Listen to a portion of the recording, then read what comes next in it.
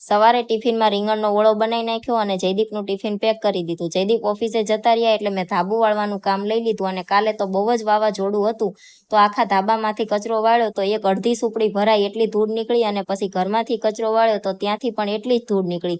અને આજે તો મારે પીવાનું પાણી અહીંયા એક ડોલ ભરવાની બાકી રહી ગઈ હતી એટલે પેલા ડોલ વીછળી નાખી અને પાણી ભરી લીધું. અને કાલે વાવાઝોડું એટલું હતું કે પોતા મારે તો કંઈ સારું થાય એવું લાગતું જ નહોતું એટલે પછી નળી લાંબી કરી અને છૂટા પાણીથી બધું ધોવાનું કામકાજ લઈ લીધું. રસોડું ધોવાઈ ગયું પણ ધાબામાં તો હજી મારે પોતા મારવાના બાકી જ હતા એટલે ડોલ લઈ લીધી અને પોતું લઈ લીધું અને પોતા મારવાનું કામ પૂરું થયું. ત્યાં બપોર થઈ ગયા હતા એટલે થોડીક વાર આરામ કર્યો.